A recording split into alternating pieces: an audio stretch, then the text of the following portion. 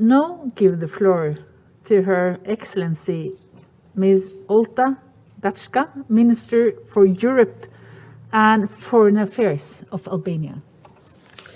Thank you, Madam President, distinguished colleagues. It is a great honor for me to be the first Albanian Foreign Minister to address the Security Council as a non-permanent member of this esteemed body.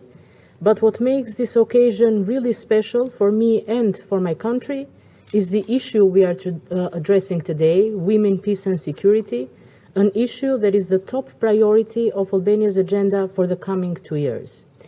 I want to thank my Norwegian colleague, the Norwegian presidency, for this opportunity. I also want to thank the High Commissioner Bachelet for her remarks. We commend her personal commitment to the cause. I'm also very grateful to the briefers, whose perspectives from the field were particularly informative and insightful, yet heartbreaking and a cry for action. I've worked on this agenda for a while now, also as a politician, but also as an activist on human rights. And during all these years, one thought has been with me constantly.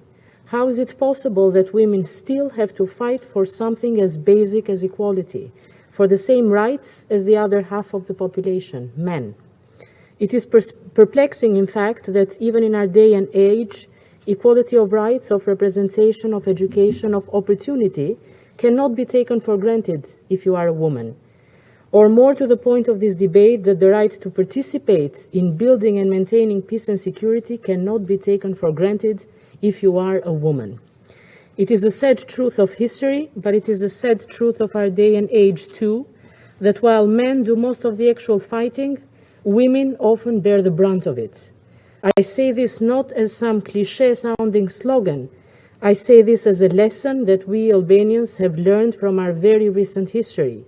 We saw this in Kosovo, where women were left to fend for their families, women left behind to pick up the pieces, women raped and tortured and killed as deliberate targets of a criminal campaign of ethnic cleansing. And we see it in conflicts everywhere in the world, from Afghanistan, Yemen, from Myanmar to Ethiopia to Syria, or to the repression against activists in Belarus. Women activists face threats and risks, as briefers also emphasized, including arbitrary detentions, enforced disappearances, and even targeted killings, not just because of the usual risks inherent in such activities in conflict zones, but also because of the fact that they are women. And yet, we all know that there is resistance to women having a say in how peace is achieved, how conflicts are resolved. 30 years ago, when my country began its long and difficult road towards reconstruction from decades of isolation and ruin under an extremely radical communist regime, we made the same mistake. We denied women a role in the reconstruction, in the reconciliation, and in the process of laying the foundations of our new Albania. We have paid for that mistake, but we have also learned from it.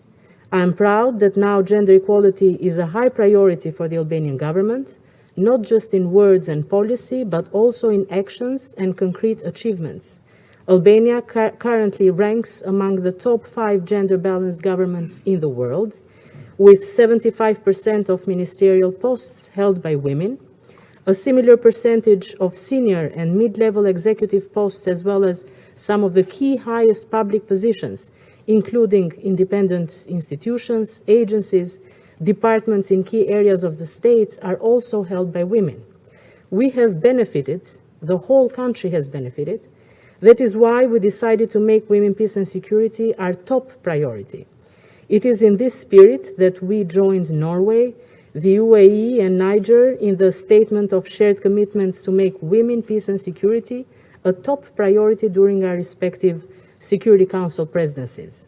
However, we know that participation and protection go hand in hand, and that is why I would also like to focus on a few key points.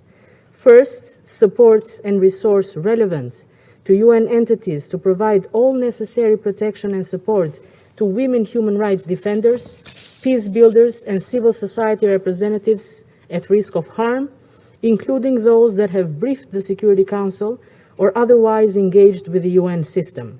Second, create flexible funding mechanisms to act fast and respond rapidly when women leaders are faced with threats and reprisals. The launch of the funding window for women human rights defenders earlier today is a positive development, and Albania will make a contribution to the fund. Third, improve funding of women-led and women rights organizations and movements in fragile or conflict-affected countries. And fourth, enhance accountability with regard to women and peace and security by committing to a zero-tolerance approach to reprisals against women activists and human rights defenders. This Council has a crucial role to play in this regard, a decisive role for that matter. So there can be no peace without women, and it would be unforgivable to exclude half of the humankind from efforts aimed at international peace and security. I thank you for your attention. I thank Her Excellency Ms. Xhaçka for her statement.